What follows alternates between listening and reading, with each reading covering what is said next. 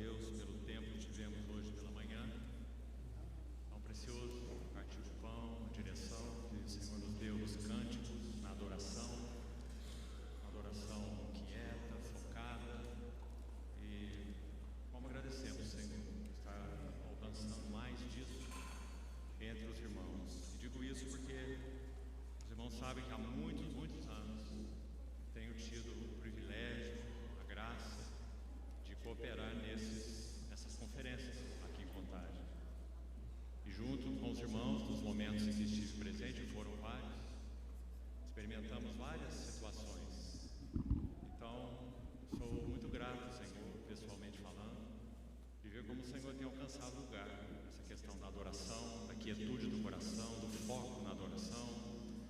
E realmente o Senhor nos deu um tempo muito precioso nessa manhã, quando adorávamos o Senhor e partimos o pão, e também quando nosso irmão repartiu a palavra conosco nesse período. Graças a Deus por tudo isso. Vamos abrir nossas Bíblias novamente, no Evangelho de Lucas. E hoje vamos ao capítulo 19.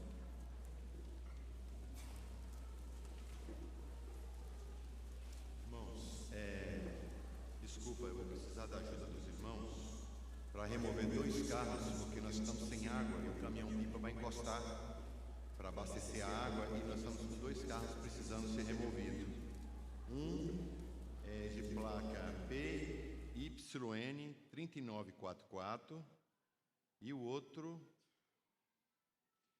HQJ 1280. HQJ 1280, tá bom? Hein? O primeiro é PYN 3944, tá bom? É um Fiat. Tá bem? Obrigado, irmãos. Desculpa. Então vamos abrir as nossas Bíblias no capítulo 19 do Evangelho de Lucas.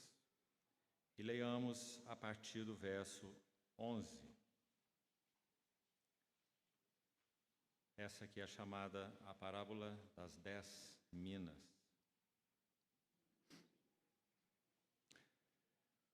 Ouvindo eles estas coisas, Jesus propôs uma parábola, visto estar perto de Jerusalém, e lhes parecer que o reino de Deus havia de manifestar-se imediatamente.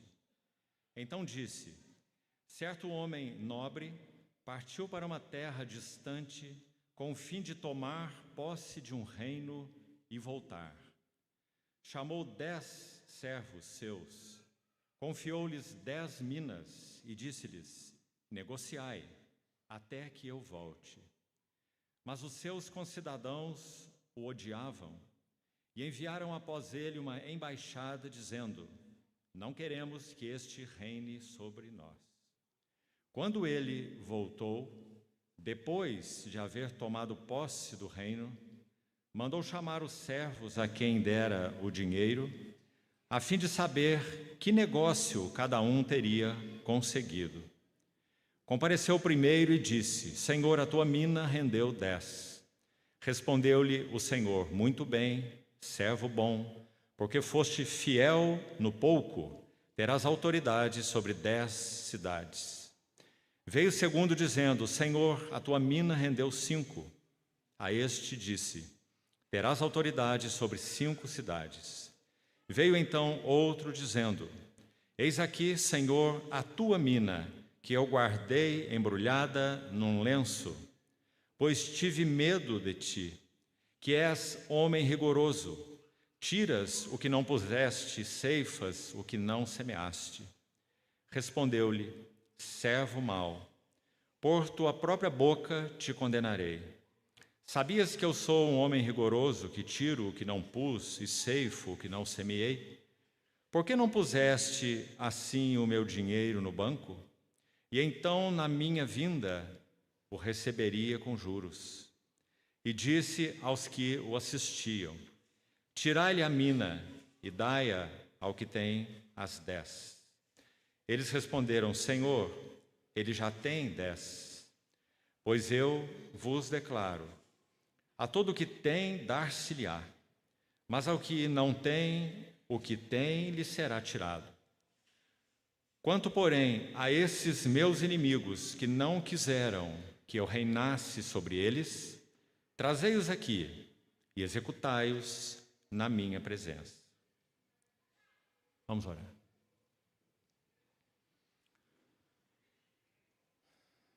Querido Pai Celestial, apresentamos uma vez mais a Tua santa palavra lida e a colocamos, a entregamos nas Tuas santas mãos.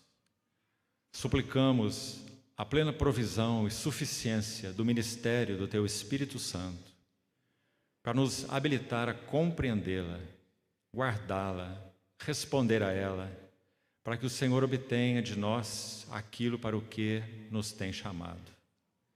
Confiamos, Senhor, em que Tu mesmo tomará o Teu lugar nesse ambiente, promovendo entre nós um ambiente genuinamente espiritual, no qual o Senhor mesmo possa falar aos nossos corações.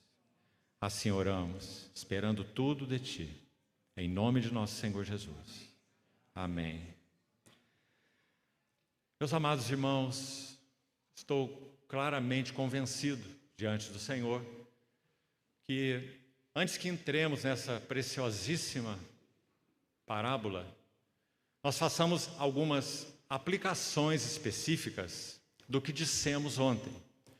É claro que nós não iremos retornar especificamente a nada do que já dissemos, mas vamos buscar fazer aplicações que realmente sejam de ajuda, de encorajamento para a nossa jornada espiritual.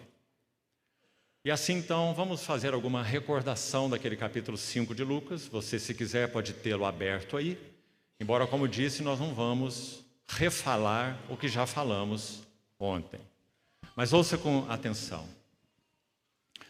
Quando o Espírito Santo ordenou a vida de Lucas e a pena de Lucas para escrever isso que nós chamamos de capítulo 5, sabendo que o texto é corrido na língua original, sem divisão de capítulos ou versículos.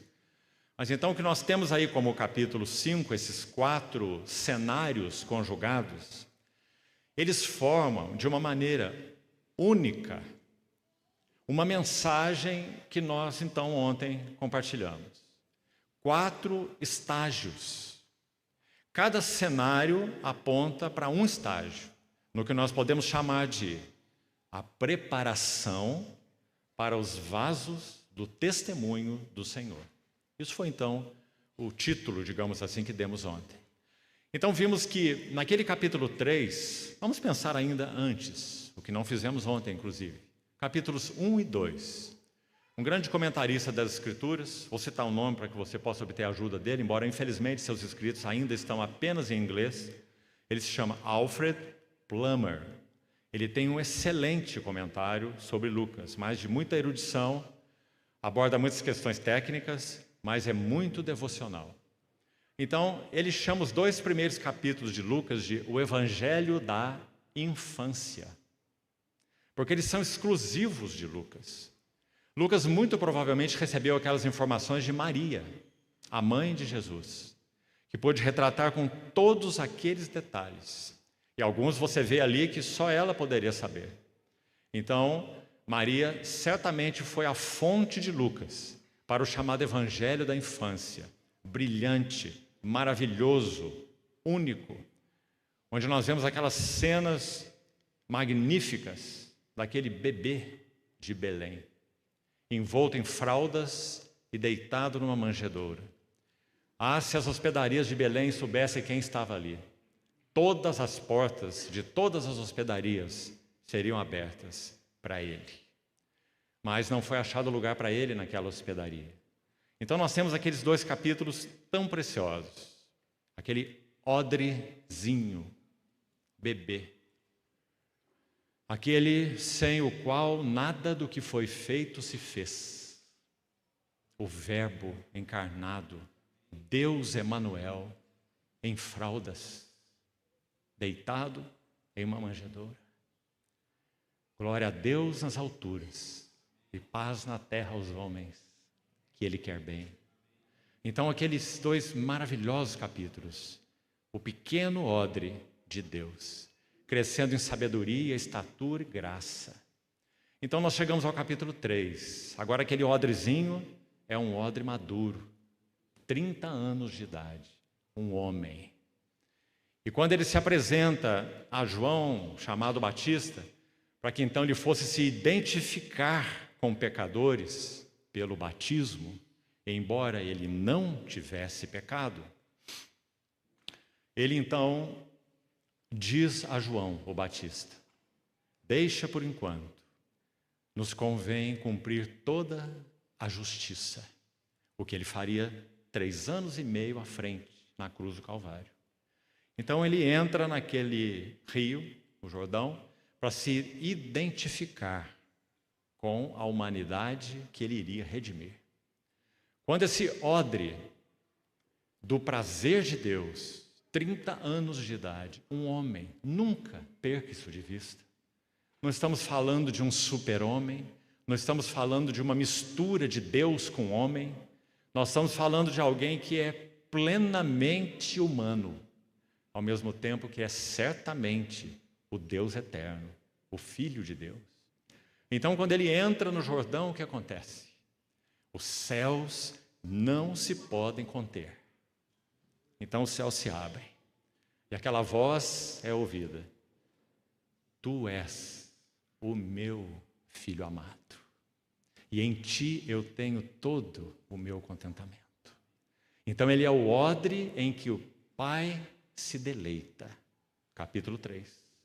No capítulo 4, ele é o odre da palavra, porque, aliás, ele é a própria palavra que se fez carne. Então, quando ele abre a sua boca, a primeira coisa que ele tem a dizer publicamente, pregando, sua primeira palavra é: o Espírito de Deus está sobre mim, pelo que me ungiu para pregar boas novas aos cativos, para libertar os oprimidos, para apregoar o ano aceitável do Senhor.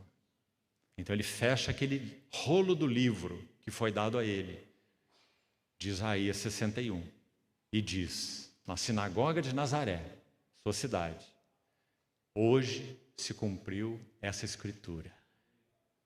Meus amados irmãos, o odre da palavra. E o que nós temos no capítulo 5, então? Nós temos um processo para que esse que é o odre, no singular e com O maiúsculo, ele então prepare odres para que possam ser para o testemunho do Senhor, assim como ele é para o testemunho do Senhor. Hoje de manhã nós ouvimos aquele lindo versículo de João, que diz: o zelo de tua casa me consome. Então, Lucas colocou em um único capítulo 4 eventos sequenciais que nos dão de um modo único. Você não irá encontrar isso em nenhum outro lugar do Novo Testamento. Por isso nós destacamos esse capítulo e vamos fazer as aplicações confiando no Senhor, como disse, que nós não tivemos tempo ontem de fazer. Fizemos uma grande panorâmica e hoje faremos aplicações mais específicas desses 4 estágios que todos aqueles que foram chamados pelo nosso Senhor. Lembra-se de Marcos 3? O Senhor subiu ao monte, passou aquela noite de oração, e então ele chamou os que ele mesmo quis para estarem com ele e os enviar a pregar. Você vê essa sequência? Marcos 3, versos 13 e 14. Então o que está acontecendo no capítulo 5 é isso. Aqueles que ele chamou, ele então está preparando-os para que eles sejam vasos do testemunho. Agora, meus irmãos, o primeiro relato tem a ver com Pedro. Nós já examinamos ontem. Faremos apenas as outras aplicações. Mas os outros relatos têm a ver com outras pessoas. Não é assim? Um leproso, um paralítico e Mateus, que seria também um dos 12. Quando nós olhamos os 4 relatos, nós temos tanta clareza em vermos aqueles estágios que nós comentamos. E nós chamamos então, apenas para intitulá-los novamente. E veja a sequência deles.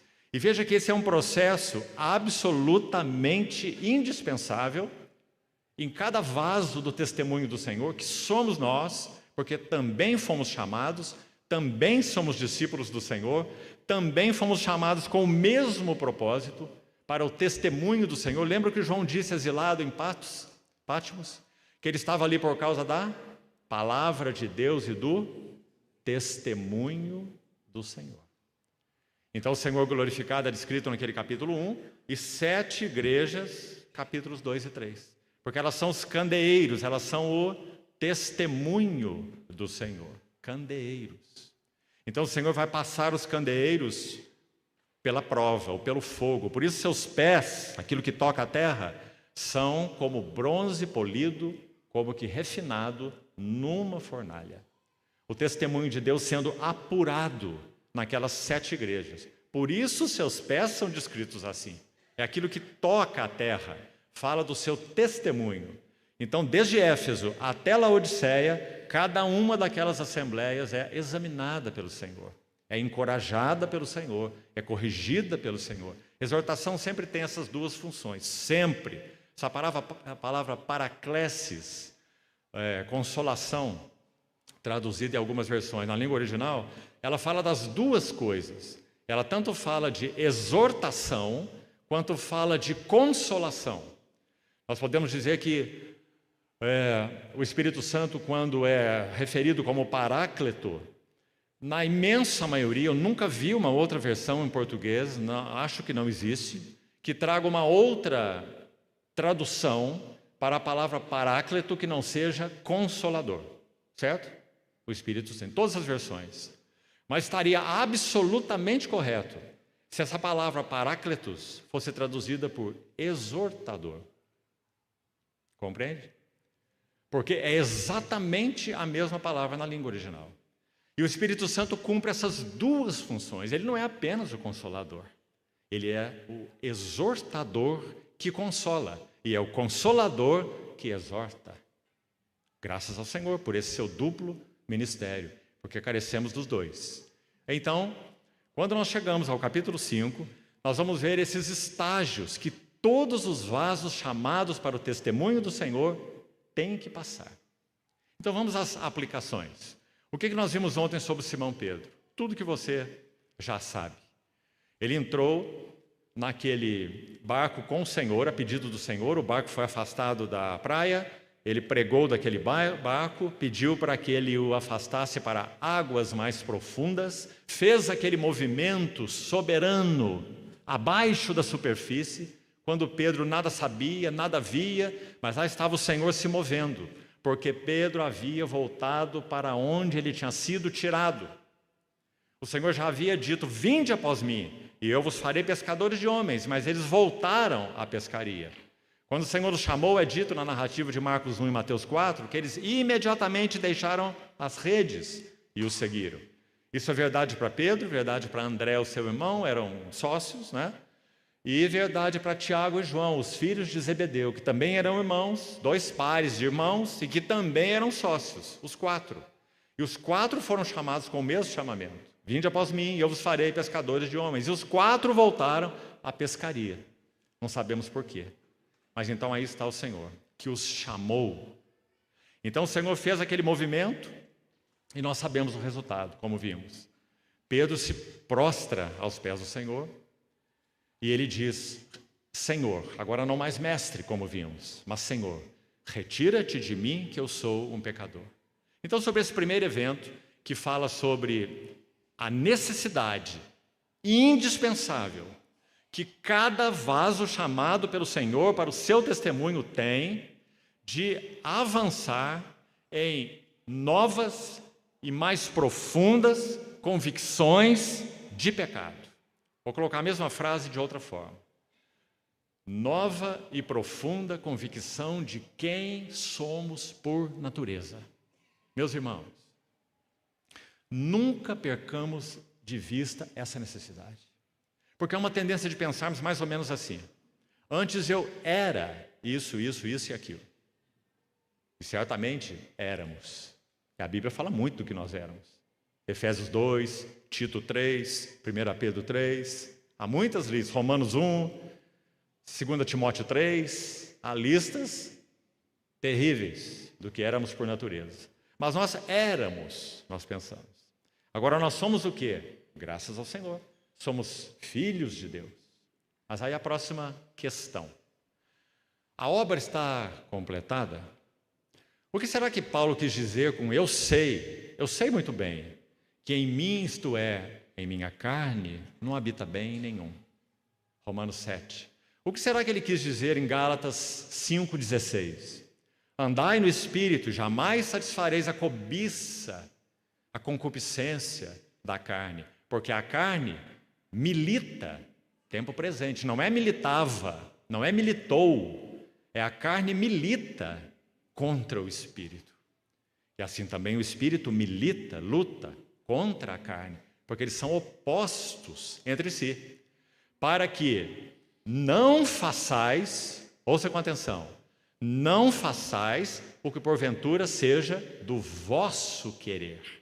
Então Paulo está dizendo que mesmo na vida dos filhos de Deus, aliás, só os filhos de Deus têm essa batalha, os que não creem no Senhor não têm, porque os que não creem no Senhor não têm duas naturezas, só tem uma natureza, a natureza adâmica caída, que os rege, que os domina, que ocupa sua mente, suas afeições, seu coração, suas escolhas, toda a sua vida, suas prioridades. Mas o cristão tem duas naturezas. Então, só o cristão conhece essa batalha. Então, o que é necessário para que avancemos nessa batalha?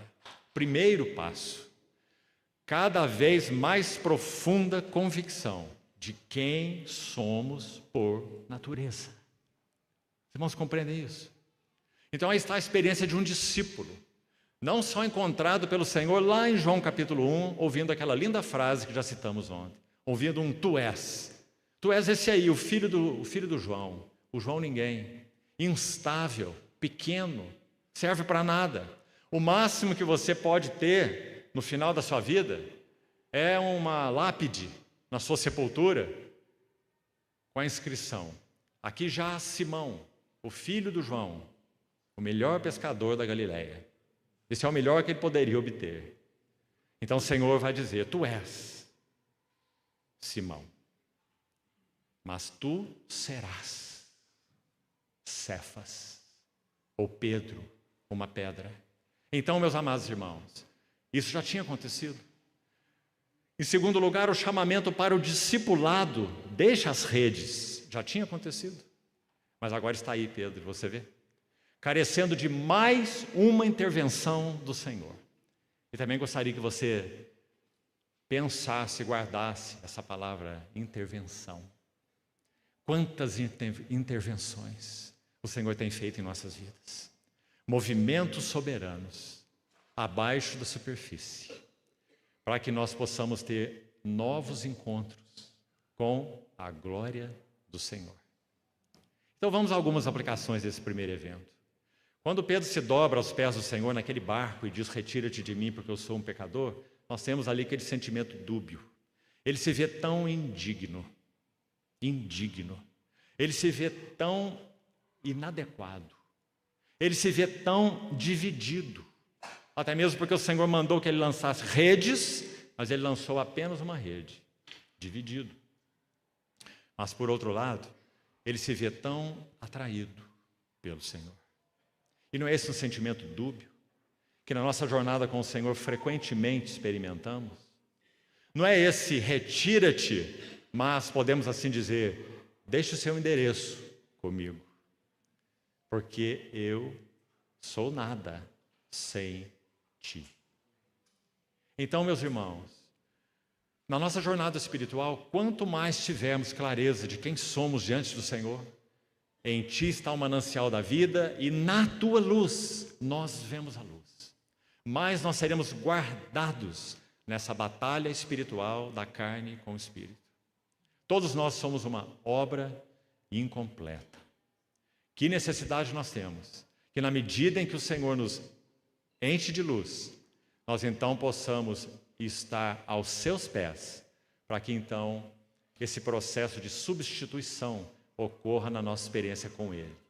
Faca afiada de 2 gumes. Você se lembra? Hebreus 4:12.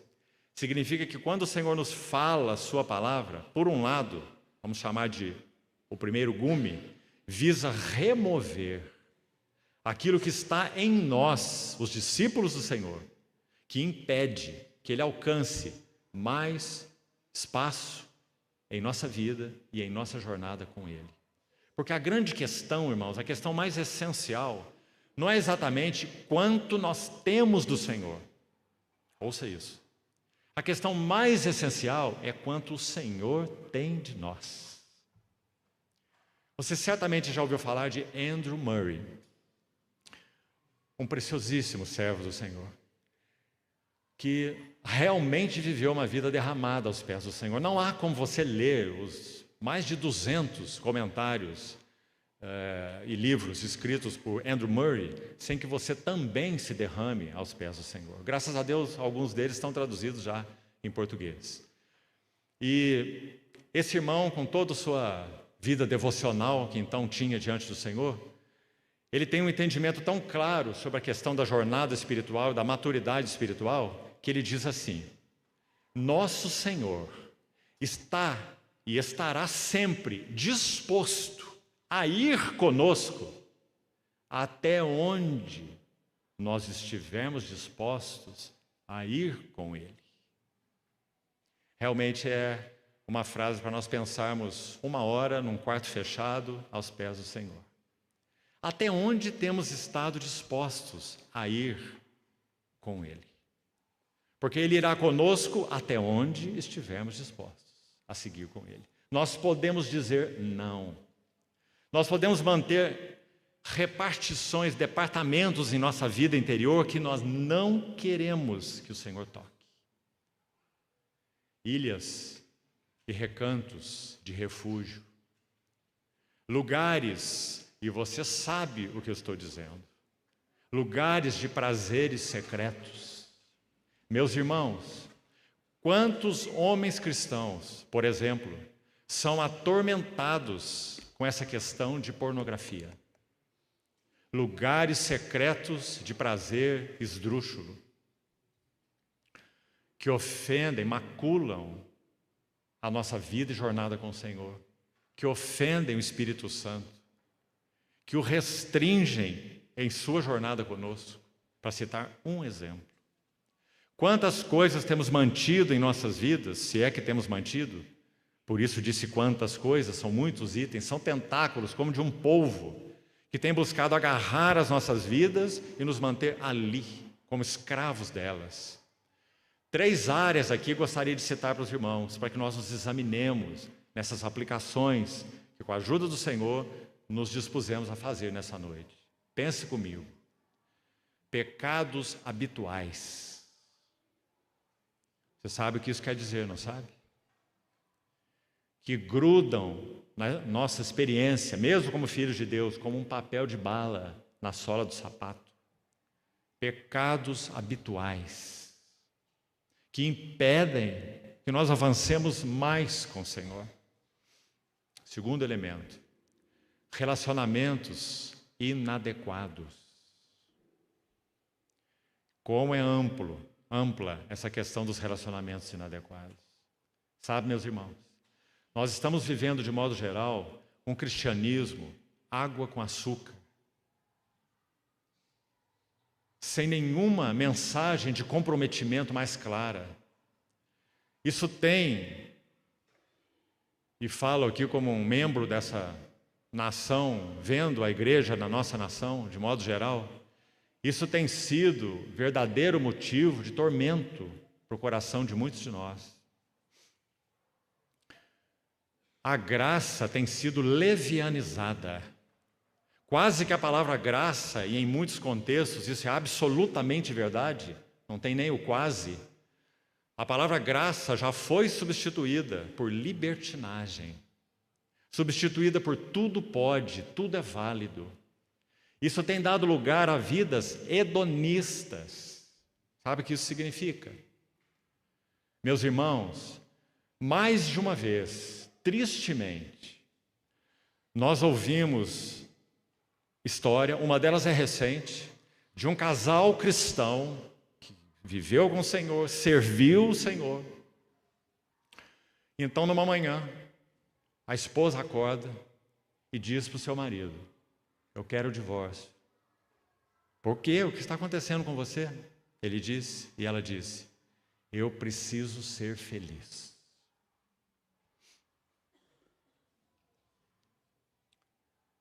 Então, meus amados irmãos, nós estamos vivendo numa geração hedonista. O significado de compromisso, o significado do próprio elo conjugal, o significado do compromisso uns com os outros, ele tem sido quase que totalmente perdido no que concerne a esfera de profissão cristã. Agora, meus amados irmãos, nós somos chamados com um privilégio tão imenso de sermos vasos do testemunho do Senhor. Quanto nós precisamos levar cada uma dessas coisas diante do Senhor para que Ele nos examine. Antes que venha, que chegue o dia, já marcado para todos nós, é bondade de Deus, é juízo familiar. Não vai decidir se nós somos salvos ou não, se nós ocuparemos, como nosso irmão nos lembrou, esses quartos celestiais que se referem particularmente à pessoa do Senhor, e não a ambientes, né? Ele é a casa de Deus. Esse juízo não se refere a isso. Esse tribunal de Cristo, que Paulo descreve em 2 Coríntios 5, é um tribunal que se refere e que examinará a resposta que cada um de nós deu àquilo que nos tem sido confiados. Então, quando entrarmos no estudo da parábola das 10 minas, voltaremos a isso com mais cuidado, você vai ver que aquele que recebe uma mina, como todos receberam uma mina, 10 minas, 10 servos, uma mina para cada servo, ele tem uma visão totalmente inadequada do seu Senhor. Ele diz: és um homem severo. Eu sei que tu és um homem severo. Eu sei que você é aquele que vai buscar colheita onde nem semeou. Mas, meus irmãos, a visão desse servo que recebeu essa mina estava completamente equivocada. O nosso Senhor não é um homem austero. A palavra no original aí é austero. É a mesma palavra no grego, aliás, austeros. Sabe o que significa?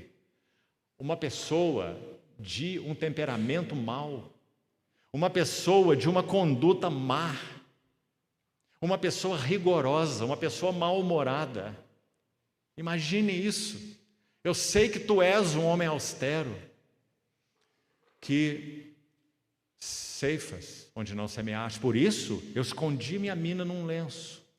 Depois, mais tarde, amanhã, compartilharemos esses detalhes.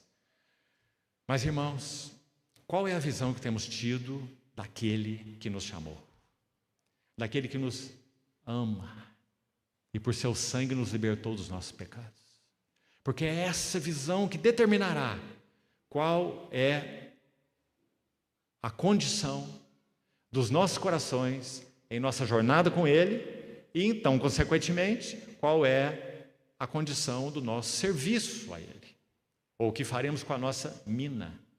Então, pecados habituais, repetindo, para você pensar diante do Senhor. Vá para o seu quarto, tranque a porta depois de você, como o Senhor diz, e ore sobre esses assuntos. Senhor, eu tenho sido enredado por pecados habituais, em pensamentos, em intenções, em motivações. Senhor, eu tenho tido algum tipo de relacionamento inadequado, que fere teus princípios. Porque hoje, meus irmãos, há assembleias que se chamam cristãs, que estão dizendo que não há problema nenhum nisso, que qualquer tipo de relacionamento é válido. Relacionamentos inadequados. E terceiro elemento, coração dividido. Como foi o de Pedro nessa experiência. Ele viu que o seu coração estava dividido. Por isso ele diz: retira-te de mim, porque sou um pecador. Agora, sabe o que ele ouviu do Senhor? para completar essa primeira aplicação aí. Que lindo, meus irmãos. Ele ouviu, não temas. Não é maravilhoso? Porque, meus irmãos, o que nós faríamos com aquilo que na luz do Senhor nós veríamos dentro de nós? Hein? Sabe o que aconteceria conosco? Sem esse não temas, nós seríamos os primeiros, a fila da frente para encher os hospícios. E vou te explicar por quê. De novo, porque o mundo tem apenas uma natureza. Por isso o Senhor disse, os filhos das trevas, escute bem, são mais sábios na sua própria geração do que os filhos da luz. Compreendeu o que o Senhor quis dizer? Ele está dizendo, eles só vivem isso, só enxergam isso e a isso se entregam de todo o coração. É claro que tem consequências, não é? Mas eles só têm esse alvo. Agora nós, se realmente cremos no Senhor e recebemos o Espírito Santo de habitação, então nós temos agora um conflito. Compreendeu? A carne milita contra o Espírito e o Espírito milita contra a carne. Então nós, para o mundo não há relacionamentos inadequados. Para o mundo há ai daquele que pisar no meu calo. 7 vezes se tomará a vingança de Caim, mas de Lameque 70 vezes 7. Não é assim? Ai daquele que cruzar o meu caminho. Isso é o mundo. Mas nós, se temos a natureza de Deus, o Espírito que milita contra a carne, então ele nunca se contentará com isso. Ele sempre estará falando a nós. Então conflito, confronto em todo o tempo, até que nós fôssemos para o hospício, em loucura, não dando conta de nós mesmos, das nossas coisas, da ebulição dentro de nós. Não é assim? Meu irmão, se você não conhece isso, eu temo que você não seja um cristão e ainda não tenha nascido de novo. Porque essa é a vida normal de um cristão.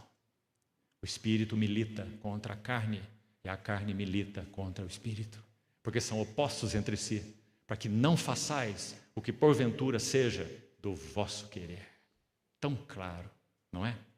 Então, graças ao Senhor, aquele discípulo, assim como nós, quantas vezes já nós ouvimos do nosso Senhor essa mesma frase: bendito seja o seu nome. Não temas. Não temas. Quando João se viu como um nada diante da visão do Cristo glorificado, o que aconteceu? Ele caiu de novo, mais um. Ele caiu aos seus pés como morto. Então ele vai descrever e diz que ele pôs sobre mim a sua mão direita, dizendo, qual é a primeira frase? Não temas. Meus irmãos, bendito seja o Senhor. Eu gostaria de ler um texto, ainda fazendo essa aplicação. Abra, por favor, comigo, em Oséias capítulo 11. Sabe qual é o motivo desse não temas? Oséias, profeta Oséias, capítulo 11. Escute esses primeiros versos.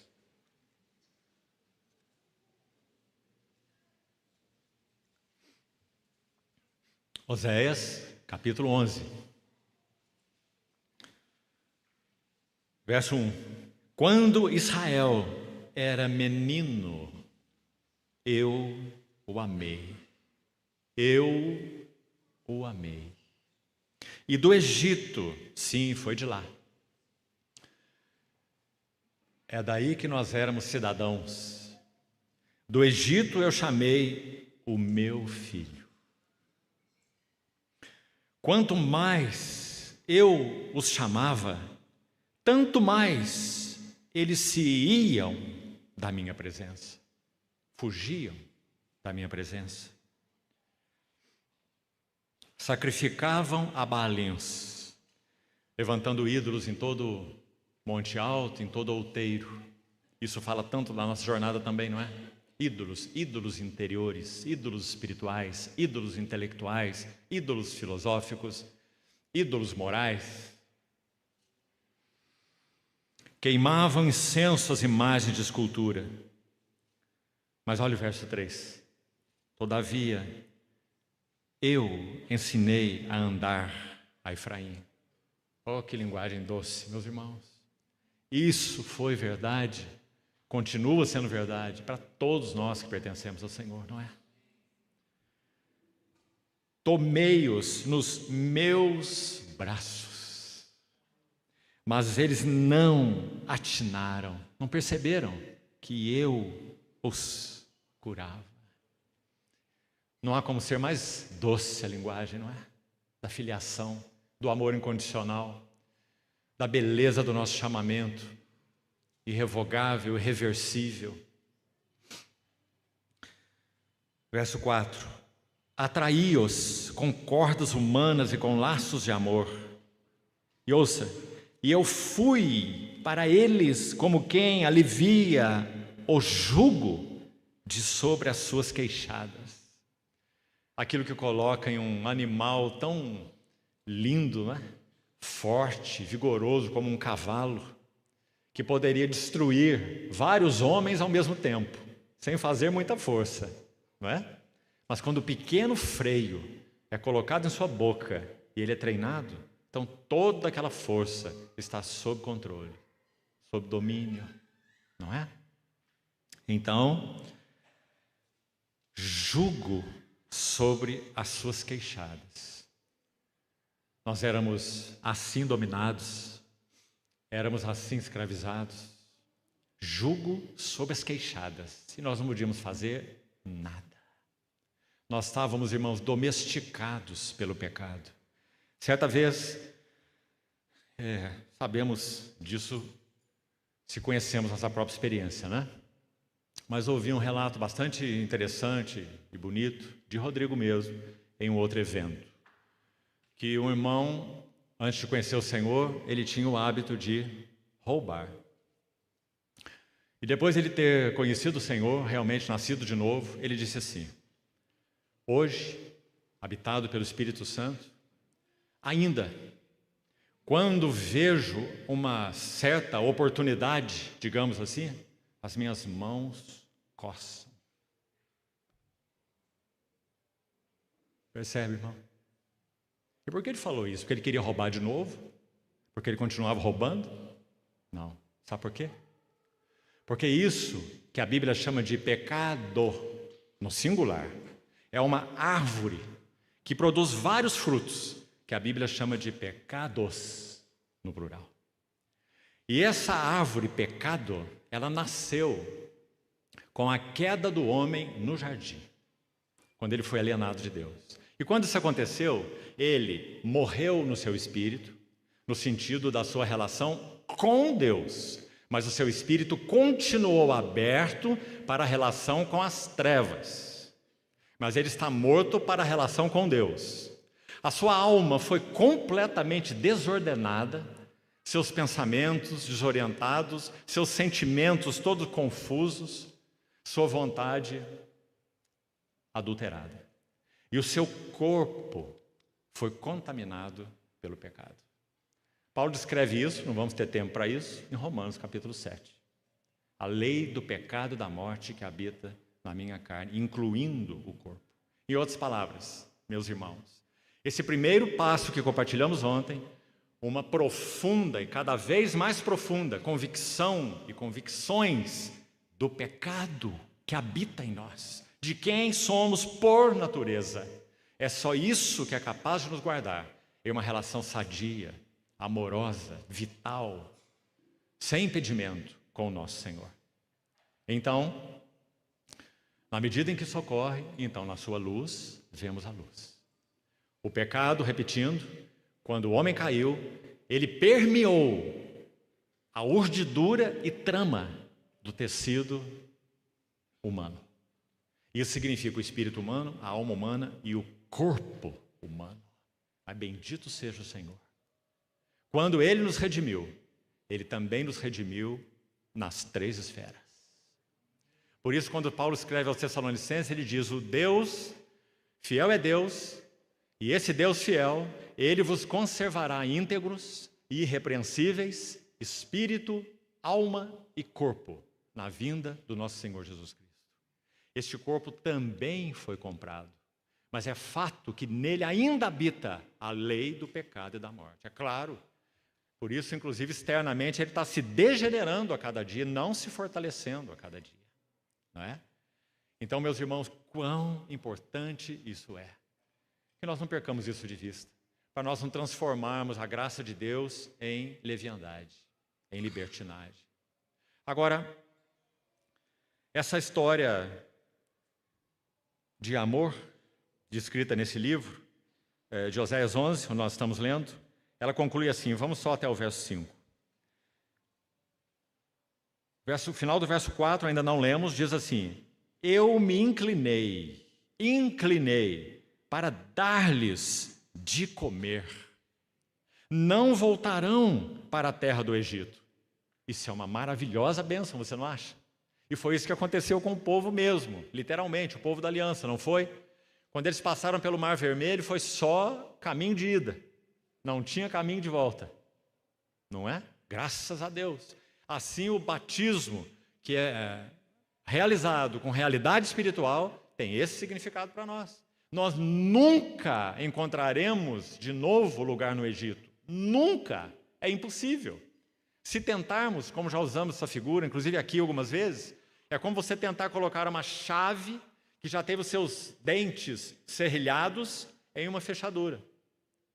Nós somos a chave, o mundo é a fechadura. Antes, tudo funcionava tão bem, não é assim? A chave entrava na fechadura e abria todas as portas. Mas agora, o Espírito Santo passou no esmeril a chave. E agora, quando nós colocamos a chave na fechadura, ela não gira. Louvado seja o nosso Senhor. Não encontramos mais lugar lá.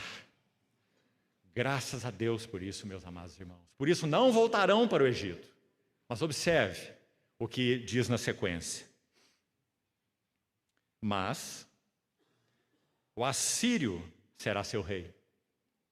Porque se recusam converter-se, ou seja, mudar os seus caminhos, mudar a sua mentalidade, deixar esses baalins, deixar esses ídolos que nada são. Então, porque eles se recusam, eu me inclino para dar-lhes de comer, mas eles se recusam. Então, embora eles não voltem para o Egito, eles serão assenhoreados pela Assíria. Foi para onde a tribo do norte foi cativa, quase 100 anos antes das tribos do sul para a Babilônia. Não é? Cativeiro da Síria, cativeiro da Babilônia. O assírio será seu rei, porque eles se recusam a converter-se. Então, meus amados irmãos, essas são as aplicações que eu gostaria de fazer sobre esse primeiro passo. Por isso que nós mantenhamos como nossa oração diária, a cada manhã, diante do Senhor. Salmo 36, 9. Em ti está o manancial da vida, e na tua luz nós vemos a luz. Luz sobre ele, sua glória, sua beleza, cada vez mais, cada vez maior, e de glória em glória nós somos transformados. Mas também nós vemos com cada vez mais clareza quem somos por natureza. Quero citar um verso para fazer alguma aplicação mais nos outros passos. E acho que talvez hoje ainda conseguiremos abordar um pouco da parábola das 10 minas. Se não, faremos amanhã calmamente. Quando, meus irmãos, nós recorremos à luz do Senhor para nos examinar, Filipenses 3:3, um verso de muita importância e beleza, Paulo vai dizer assim: nós é que somos a circuncisão, a verdadeira circuncisão. Não são aqueles que passaram pela circuncisão na carne, aqueles que se gloriam disso. Nós é que somos a verdadeira circuncisão. Quem? Quais são as marcas de uma verdadeira circuncisão? Que lá em Romanos ele diz que não é uma circuncisão feita na carne, aquela que era externa, certo? Nos meninos, quando nasciam. Mas é uma circuncisão do coração. Romanos 2 ele vai explicar isso. Então em Filipenses 3, ele mesmo, Paulo, ouça bem. Filipenses 3:3, ele vai dizer assim: nós é que somos a verdadeira circuncisão. Nós que? 3 marcas. A primeira, adoramos a Deus no Espírito. Primeira marca de uma verdadeira circuncisão. Todos que foram verdadeiramente circuncidados adoram a Deus no Espírito. Segunda marca, se gloriam em Cristo Jesus e apenas em Cristo Jesus. Não se gloriam em si mesmos, não se gloriam em homens, não se gloriam em coisas, se gloriam em Cristo Jesus. Porque é em Cristo Jesus, a frase preferida de Paulo, que ele usa, essas e as suas correlatas, nele, no Senhor e etc. Ele usa mais de 200 vezes nas suas 13 epístolas. Paulo poderia descrever um cristão genuíno como sendo um homem ou uma mulher em Cristo. É assim que Paulo define o que é ser um cristão. Então ele vai dizer, adoram a Deus no Espírito, se gloriam em Cristo Jesus, mas tem mais uma marca. E qual é ela? E não confiam na carne, meus irmãos. Agora, como nós não confiaríamos na carne se nós não a conhecêssemos? Para não confiar nela, nós temos que conhecê-la. Agora, não é conhecê-la praticando pecados, não. Louvado seja o Senhor por isso, não é? É conhecê-la na sua luz, onde nós vemos a luz, sobre quem somos por natureza. E ali nós nos conhecemos. De dentro do coração do homem é que procedem. Marcos 7, lembra? Então, esse é o primeiro passo. Um pouco sobre o segundo. Pouco mesmo. A lepra incurável daquele homem. Oh, meus irmãos. Como disse ontem, não tivemos tempo para isso, mas pense. Quanto de lepra incurável havia em nós? E quanto de lepra incurável ainda há na nossa carne? Mas graças ao Senhor, nós podemos andar no Espírito e jamais satisfazer as cobiças da carne. Nós vamos falar um pouco sobre a lepra incurável da carne. Por exemplo, língua incurável. Oh, irmãos e irmãs, quantas vezes desejamos comer as palavras que nós falamos antes que elas saíssem da nossa boca? Não foi assim? Espadas que feriram outros, que provocaram danos, que cortaram relacionamentos de maneira inadequada. Espadas que feriram nossas esposas. Espadas que feriram maridos. Língua incurável. Tiago 3. Uma pequena fagulha pondo em chamas tão grande selva. Língua incurável. As palavras do maldizente são doces bocados que descem para o mais interior do ventre. A vida e a morte estão no poder da língua. Quem bem a utiliza, come do seu fruto. Língua incurável, lepra incurável. Como nós podíamos ser dominados nesse assunto, meus irmãos? O salmista ora assim: põe guarda, Senhor, as portas dos meus lábios. Não é? No Salmo 19, no final do Salmo, ele diz assim: que as palavras dos meus lábios e o meditar do meu coração sejam agradáveis na tua presença, Senhor, rocha minha e redentor meu. Lepra incurável. Segundo exemplo de lepra incurável. A língua é o primeiro, meus irmãos, é o primeiro. Segundo, temperamento. Temperamento incurável. Mau humor incurável. Há um versículo em Colossenses 3 que diz assim: maridos, amai as vossas mulheres e não as trateis com amargura. Lembra-se desse verso? A palavra para amargura na língua original também poderia fielmente ser traduzida por mau humor. Não as trateis com mau humor. Outra lepra incurável.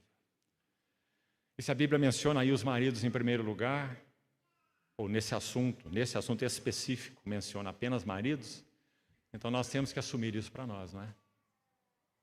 Como sendo algo que o Espírito Santo quis falar a nós.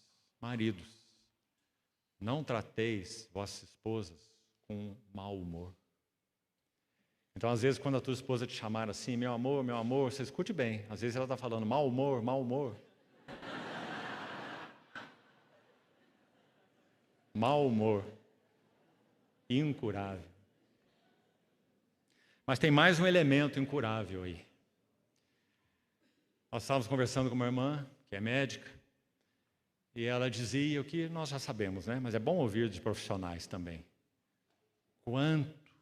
Quanto os adolescentes e jovens têm sofrido de ansiedade e de depressão. Muito. Por vários motivos. Vou citar alguns deles. Pressão social. Muito forte na vida dos adolescentes e jovens. Segundo, pressão do mercado de trabalho. Extenuante. As empresas não querem o serviço dos funcionários. Quanto mais jovem, mais isso é verdade. Elas querem a alma dos funcionários. Que eles sejam conectados com a sua empresa 24 horas, todos os dias. Se eles não quiserem, há muitos que querem. Então basta que eles saiam da empresa e dê lugar para outro. Não é assim, jovens. Pressão do mercado de trabalho. Pressão social. Então, esse assunto das ansiedades e da depressão, ele precisa, de uma maneira mais pontual, ser lidada se nós queremos ser vasos do testemunho do Senhor. Porque sabe, meus irmãos, amados, estritamente falando, só a palavra de Deus pode curar ansiedade e depressão. É certo que há questões que se requer a ação de profissionais. Não podemos ter nada contra, porque estaríamos aí equivocados. Tanto na área psiquiatria, quanto até mesmo na área psicologia. Só que há muita necessidade de critério aí, de cuidado aí. Mas muita necessidade. Porque a palavra de Deus é o único instrumento capaz de penetrar a alma do homem no nível em que ela penetra. E nada mais. Então é certo que conselhos, olha, você está extrapolando aqui, olha, regule melhor o teu dia, olha, aprenda a falar não para situações em que se requer que fale não, você não pode falar sim para tudo, não é? Você vai ter um burnout aí, burnout está na moda também, né? Essa palavra. Não é isso? Então o psicólogo vai te ajudar, aprenda a falar nas coisas mais básicas, né? Um bom papai podia ajudar seu filho com isso, não é? Aprenda a falar não, aprenda a regrar seu dia e etc. Mas só a palavra de Deus pode curar ansiedade e pode curar depressão. Agora, aqui acho que há algo que pode ainda nos encorajar nesse assunto, da lepra incurável aí. Nesse caso, ansiedade e depressão. Você já ouviu um pouco da história de Spurgeon? Você sabia que ele lutou por toda a sua vida com depressão? Alguns quase podem dizer, não é? Porque ele é chamado de o príncipe dos pregadores. E havia alguns motivos. O primeiro deles, ele tinha gota. Gota é uma doença que inflama articulações e é extremamente dolorosa. Extremamente dolorosa. Como se enfiar agulhas dentro das suas articulações. Crise de gota. E ele sofria de gota e sofreu de gota por muitos anos. Então essa era uma das causas da sua depressão. Uma outra. Certa vez Spurgeon estava pregando em um grande auditório. Grande evangelista que ele foi. Então alguém, de uma maneira maldosa, gritou no auditório, fogo! E a multidão se desesperou. E as pessoas procuraram um caminho de saída. Vários se feriram e vários morreram pisoteados. E Spurgeon disse que depois disso, ele não conseguia pregar. Ele ficou meses sem pregar, por causa do trauma desse evento. É claro que ele era uma pessoa introspectiva, quanto ao seu temperamento também. Ele dizia que a depressão, lutar contra a depressão é como lutar com um inimigo invisível. Ele dizia, eu não consigo dar murros na névoa. Veja a sua expressão. Mas, meus irmãos, você sabe quem ele foi? Esse servo do Senhor foi tão sustentado pelo significado, o poder, o valor, a suficiência da palavra de Deus, que ele aprendeu a viver por ela, mesmo com todas essas questões no seu homem interior. E foi então usado pelo Senhor da maneira como foi. Conhecendo a jornada espiritual como ele certamente conheceu, só você ler os seus escritos. Um homem maduro de Deus. E um homem que declarou, então, que lutou com esse assunto emocional a sua vida toda. Então, esses são alguns exemplos dessa lepra incurável. Que o Senhor nos ajude a levar essas coisas realmente aos seus pés. Porque é ali, meus irmãos, é ali que nós experimentaremos o valor, o significado da palavra curadora, restauradora, fortalecedora, capacitadora de Deus. Agora, quero ler um relato para você. Um textozinho, por favor, preste então bem atenção. Esse texto é de François Fenelon. Esse é outro homem que conheceu a jornada espiritual muito profundamente. Outro homem maduro de Deus quanto à jornada espiritual. François Fenelon. Ouça bem o que ele escreveu.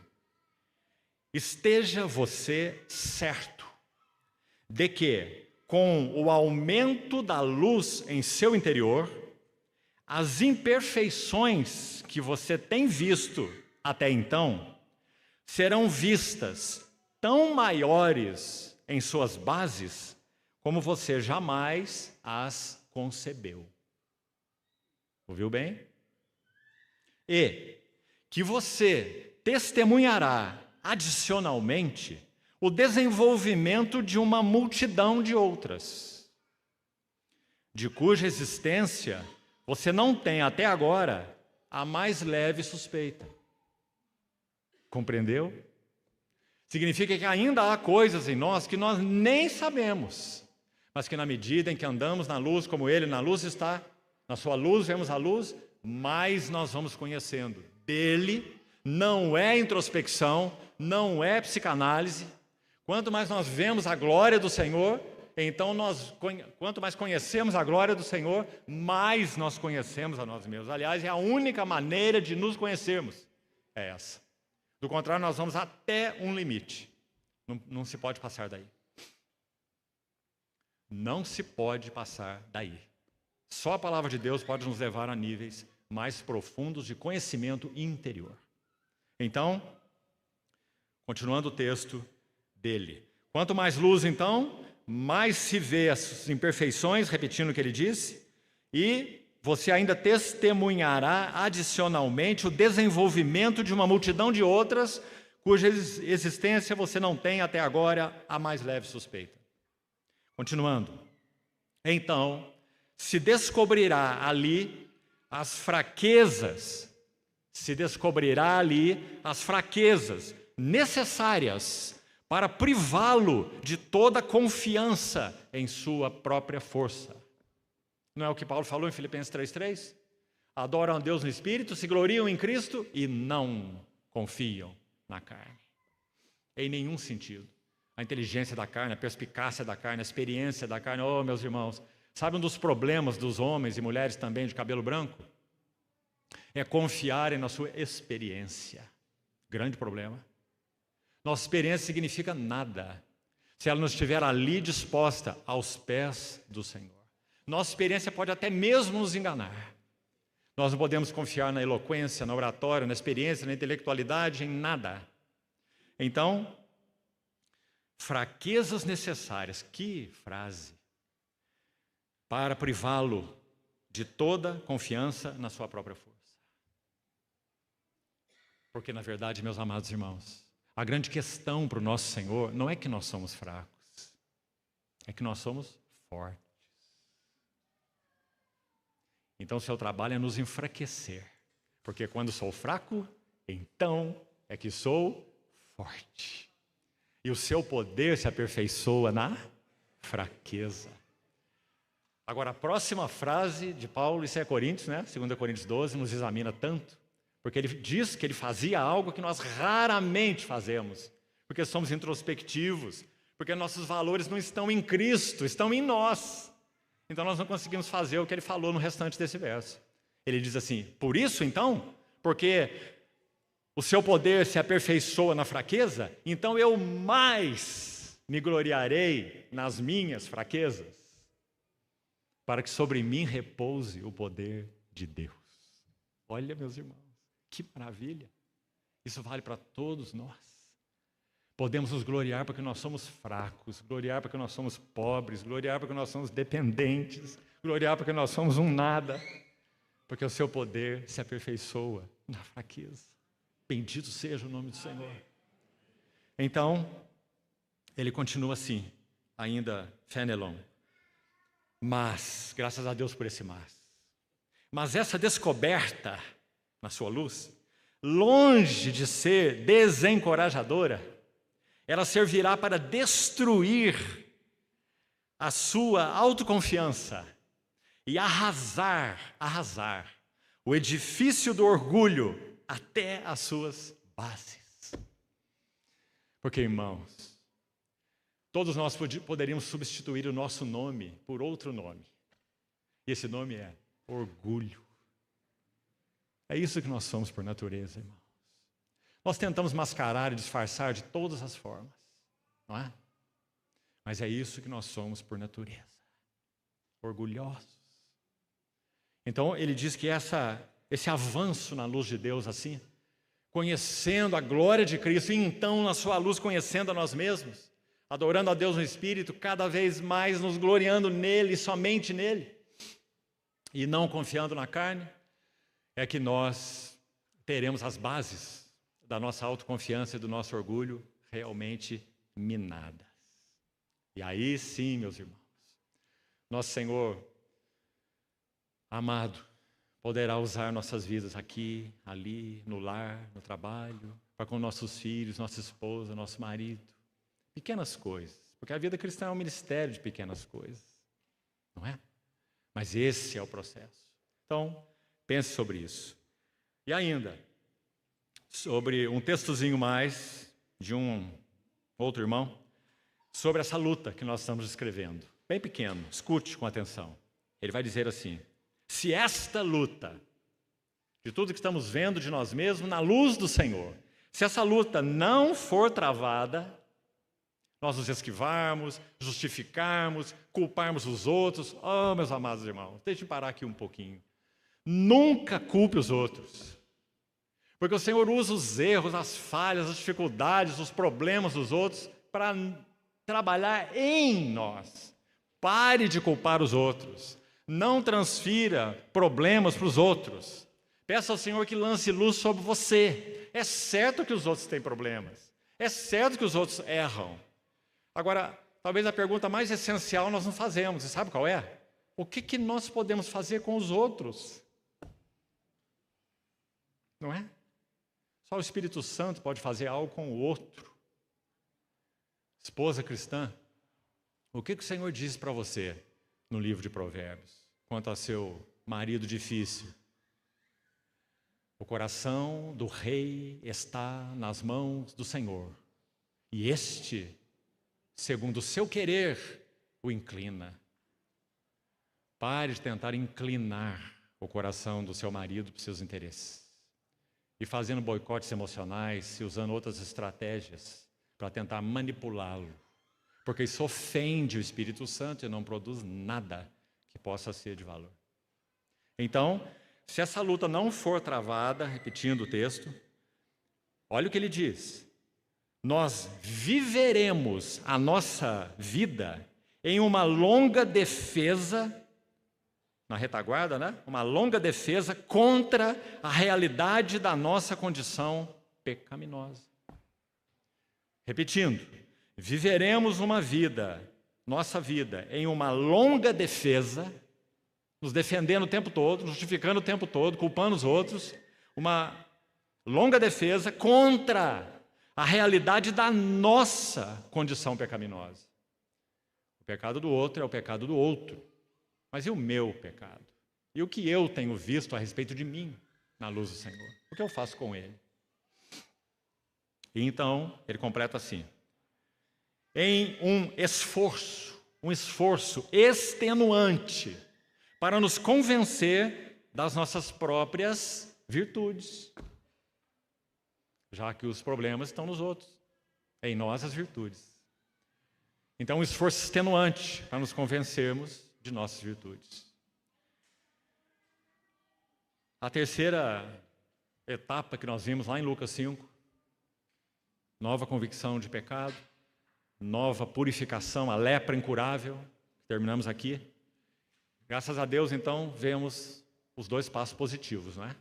Nova capacitação. Paralítico, curado. E o Senhor olhando para aqueles fariseus, como nós falamos numa frase só, não é? É um discurso só. Ele olha para eles dizendo assim: para que saibais que o Filho do Homem tem poder para perdoar, tem autoridade para perdoar pecados, eu te digo, levanta-te, toma o teu leito e vai para a tua casa.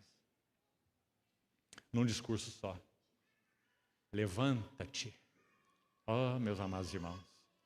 Nesse processo que nós falamos de vermos bem quem nós somos, nesse processo de sermos purificados e purificados e purificados na sua luz, vendo a luz, como nós precisamos avançar em nossa experiência nesse terceiro passo. É uma nova capacitação. Austin Sparks, certa vez, disse para sua esposa: eu vou para o meu escritório e, por favor, você não bata na porta, não me leve comida, nada. Eu vou trancar no meu escritório e vou ficar lá, até que o Senhor fale comigo qual é a razão do fracasso no meu serviço a Ele. Agora eu quero te dizer o que ele chamava de fracasso. Ele disse que nesse ponto, ele podia fazer um estudo da Bíblia, de todos os livros da Bíblia, sem esboço, e pregar sobre todos eles. Qual era a sua carga central, qual eram suas principais ênfases, suas palavras-chave sobre todos os livros. E ele chamou isso de ministério infrutífero. Compreende? Então ele foi para o seu escritório. E ele narra que então ele estava lendo o livro de Romanos, que certamente ele devia conhecer muitas porções de cor, inclusive, Romanos. Então ele chegou a Romanos 7, que diz assim: para que sirvamos não na caducidade da letra, mas em novidade do Espírito. Essa frase, como que saltou da Bíblia e penetrou o coração de Sparks. Então ele se dobrou diante do Senhor e disse: meu Senhor, o conhecimento que eu tenho adquirido tem sido usado na energia da carne. Quero conhecer o que significa te servir em novidade de espírito. E foi isso que ele fez pelo resto de sua vida. Por isso até hoje nós bebemos dos seus escritos. Na minha opinião, modesta opinião, ele foi o maior profeta do Senhor do século passado. O maior de todos eles, na sua visão espiritual. Louvado seja o Senhor. Porque é a isso que Ele quer nos conduzir, uma nova capacitação. Agora, meus irmãos, o que nós temos hoje? Você quer pregar a palavra? Então faça esse estudo, vá para um seminário, se prepare dessa maneira ou de outra, leia esse livro. Não que isso em si mesmo possa ser inútil. Seminário é um grande problema, sejamos honestos. Se houver 5 seminários saudáveis no nosso país, nós estamos sendo muito otimistas, porque a maioria deles está encharcada de liberalismo. A maioria deles não crê que a Bíblia é a palavra inspirada verbalmente por Deus. Não crê. Esses são os nossos seminários. E não é só no nosso país, é de modo geral. Como é que o Senhor prepara vasos? Ele prepara vasos assim, como Lucas capítulo 5 descreve. É assim que ele prepara vasos. Então, uma nova capacitação. Levanta-te. E por último, para concluirmos, se vamos ficar só com isso hoje, amanhã, se o Senhor permitir, pela manhã entramos nessa linda parábola que nós lemos, a parábola das 10 minas. Um novo interesse, assim chamamos, e uma nova ocupação, não é? Aquelas 3 frases tão simples. O Senhor passa pela coletoria, vê aquele homem sentado, um publicano, e ele diz: segue-me. A Apenas isso. E é dito, e ele se levantou, e ele deixou tudo e o seguiu. Quem é ele? Mateus. E ele escreveu o Evangelho do Rei. Mateus, o Evangelho do Rei e do Reino. Porque ele conheceu o que significa seguir o Rei, passo a passo. E pôde escrever a vida do Rei de uma maneira tão única, no primeiro dos Evangelhos, no Novo Testamento. Então, essa nova ocupação, concluindo, ela coroa tudo o que vem antes. E como nós podíamos inverter a ordem do que está aqui? É impossível inverter. Convicção de pecado, cada vez mais profunda. Quem somos por natureza? Para que não confiemos na carne, não confiemos na caducidade da letra, mas compreendamos o que é servir e andar no Espírito. Purificação, as lepras incuráveis que mencionamos, e tantas outras podiam ser citadas. Lascívia, por exemplo, não foi citada. Lascívia é uma lepra incurável que mora em nossa carne. Lascívia, olhos lascivos, pensamentos lascivos, intenções lascivas, lepra incurável.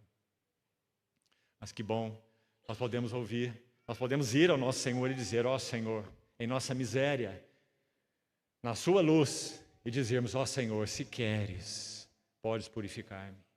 E imediatamente ouviremos, eu quero, fica limpo. O poder da sua palavra, meus irmãos, transformando e renovando as nossas mentes, nos dando novos sentimentos, novo foco, novos apetites, novas intenções, tudo novo, vaso novo, odre novo, para conter um vinho novo. Meus irmãos, não há nada mais extraordinário nessa vida. Temos sido chamados para passarmos esse processo de discipulado pelas mãos diretas do nosso Senhor Jesus, usando tudo o que Ele usa, mas são as suas mãos diretas sobre nós, através desses instrumentos, que são só instrumentos. Vamos pensar, são como luvas. Quando você põe uma luva na mão e toca um objeto, é a sua mão que está tocando, não é? A sua mão é que manuseia a luva, é ela que determina. Não é assim? É sempre as mãos do Senhor que estão nos tocando. Mas Ele usa as luvas, os instrumentos, que Ele manipula, que Ele manuseia. Então, esse último cenário, ele coroa os outros anteriores. Porque nós tínhamos, então, tomados por uma nova ocupação e um novo interesse. E eu queria citar para você, se você quiser acompanhar na sua Bíblia, Colossenses 3, vou citar para você. Colossenses 3, versos de 1 a 4, e vamos concluir. Paulo vai dizer assim, se fostes ressuscitados juntamente com Cristo. Lembre-se, esse ser aí não é uma partícula condicional, certo? Muito claramente. Ele está dizendo, é porque fostes. Se esse aqui é um fato, por isso é o ser. Se isso aqui é um fato, então esse outro aqui é o fato decorrente. Compreendeu? Ele está dizendo, será que fomos ressuscitados com Cristo ou não fomos? Não. Ele diz, se fostes, primeiro lá no final do capítulo 2, ele vai dizer, se morrestes com Cristo, não é? Para os rudimentos do mundo, por que vos sujeitais à ordenança, não toque isso, não proves isso, não toques aquilo outro? Não é assim? Colossenses 2:20, só você ver aí. Então, no capítulo 3, ele começa assim, se fostes ressuscitados. Então, morrestes, nosso irmão tocou nisso pela manhã, não é? Morrestes e fostes ressuscitados. Então, se fostes ressuscitados juntamente com Cristo, pensai. A palavra pensai aí. Ter uma atitude definida de mente. Eu sei que já li para os irmãos aqui e em outros lugares. Aquele artigo de A.W. Tozer sobre o cultivo da vida interior. Não é? Muitos que estão aqui certamente vão se lembrar. E você lembra que ele fala sobre isso, não é? Chame para casa, ele usa essa figura. Chame para casa os seus pensamentos errantes. Não permita que sua mente fique dispersa por muito tempo. Exercite concentração espiritual. Olha as palavras que ele usa. Exercite concentração espiritual. Com o tempo, você aprenderá a fazer isso enquanto trabalha. Que coisa preciosa. Exercício da vida espiritual. Nós exercitamos para tudo, né? O corpo, então, falta academia para tanta gente. Mas e o exercício do nosso espírito? Por isso, irmãos, o corpo é forte, certo? A alma é desordenada e o espírito é mirrado. É assim que funciona. Meus irmãos, nosso espírito deveria ser forte para que governasse nossas almas terríveis. Então, o nosso corpo ia receber todos os benefícios. Um servo. Nossa alma e nosso corpo foram destinados pelo Senhor para serem os melhores servos. Nossa alma e nosso corpo, servos do Espírito. Mas, se não for assim, eles são os piores patrões. Escravos da alma e escravos do corpo. Então, voltando ao texto para concluir. Se fostes, pois, suscitados com Cristo, buscai ou pensai nas coisas lá do alto, onde Cristo vive. Mente celestial, mente sagrada. Ore ao Senhor sobre isso, irmão e irmã. Peça ao Senhor que você quer ter uma mente sagrada. E na medida que a palavra de Deus for penetrando sua mente, seu coração, você vai ter uma mente sagrada. Porque o Senhor tem a absoluta capacidade de trabalhar isso dentro de nós. Total capacidade. Limpar, dar as mãos para nós, tomar as chaves de cada departamento trancado do nosso coração, entrar lá conosco e colocar para fora os escorpiões, as víboras, as aranhas, os morcegos que estão alojados lá no escuro. Ele entra lá conosco sem vergonha nenhuma, porque Ele não se envergonha de nos chamar de irmãos. Bendito seja o seu nome. Mas nós precisamos colocar nossa mão na dele e colocar a chave na mão dele, dizendo: entra, Senhor. Entra, porque com este inimigo eu não posso. Eu tenho perdido a guerra frequentemente. Se fosse ressuscitado juntamente com Cristo, pensai nas coisas lá do alto, onde Cristo vive, assentado à destra de Deus. Aí ele vai dizer, buscai as coisas lá do alto primeiro, né? Depois ele vai dizer, pensai nas coisas lá do alto, não nas que são aqui da terra. Porque morrestes. E olha que lindo agora. E a vossa vida é realidade já para todos nós. A vossa vida está oculta juntamente com Cristo em Deus. Já é verdade para todos nós, meus irmãos, ela está. Então, o que Ele deseja fazer conosco? Transformai-vos pela renovação da vossa mente, para que experimenteis a boa, agradável, perfeita vontade de Deus. E aí ele conclui aí com o verso 4, aí vamos terminar. Tão lindo, nossa esperança, nossa viva esperança, quando Ele se manifestar. Cristo que é a nossa vida, quando Ele se manifestar, vós também sereis manifestados, juntamente com Ele, em glória.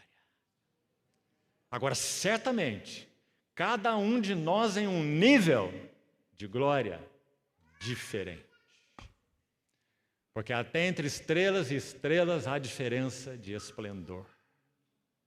Mas o que vai determinar nosso grau de glória? A resposta que temos dado ao que o Senhor tem nos confiado agora e aqui. Por isso a parábola das 10 minas. Então, meus irmãos, eu não sei se nós teremos tempo para Lucas 12, porque nós vamos tocar calmamente naquela parábola maravilhosa, Lucas 19, para que nós entendamos o que significa a responsabilidade que o Senhor nos tem confiado. Vasos do testemunho, responsabilidade confiada aos vasos e retribuição de acordo com o serviço de cada um. Precisamos compreender isso. Precisamos entender o que é negociai até que eu venha, uma palavra única que foi usada aí. negociar. E o que é isso? Como negociar espiritualmente falando? Nós vamos ver 2 aspectos, para que você leia, medite, estude essa parábola até chegarmos lá. Até as 3 da manhã você vai conseguir um bom resultado. E nós vamos ver que esse negociar tem 2 sentidos. Tem o sentido de exercitarmos a nossa vida espiritual, pessoal, mas tem um outro sentido. Tem o sentido de trabalhar pelos interesses do Senhor. Esse é negociar até que Ele venha. E vamos buscar compreender essas 2 coisas juntos, calmamente, diante do Senhor, que Ele use de misericórdia conosco. Seja Ele o pastor e bispo de nossas almas, que encontre caminho aqui entre nós, que somos todos o seu rebanho, e possa Ele mesmo falar claramente aos nossos corações. Porque, meus amados irmãos, Ele, o Rei, já tomou posse do reino, certo? Agora só resta a última frase que está aí nesse versículo, dentro dessa parábola: e voltar. E nós estamos na iminência dessa gloriosa vinda. Louvado seja o nome do Senhor. Vamos orar. Amado Pai Celestial, não temos palavras adequadas para te agradecer, sabendo que realmente em nós não mora bem algum. Somos, Senhor, tão gratos, porque o Senhor colocou a tua mão em um barro disforme, vazio. E são as tuas peritas mãos que têm feito desse barro vasos para o teu testemunho. Ó Senhor, nós te rogamos, segue com teu trabalho em nós, apesar de nós. Convence-nos, Senhor, de quem tu és. Tua beleza, tua glória, atrai-nos, amarra-nos, constrange-nos. Queremos ser cativos teus, para que livres sejamos. Obrigado por esse trabalho de amor incansável do teu Espírito Santo que mora em nós. Te pedimos, Senhor, que continues, por tua graça, usando esses tempos que temos tido de comunhão, tanto na palavra quanto nos relacionamentos, para que o Senhor fale de modo definitivo, único com as nossas vidas. Que para muitos de nós, talvez todos nós, esse tempo que estamos tendo nesses dias seja um ponto de virada, em que o Senhor obtenha de nós aquilo que até hoje ainda não obtiveste. Te pedimos assim, Senhor, e muito obrigado por esse maravilhoso trabalho de amor em nossas vidas. Bendito seja teu santo nome. Amém.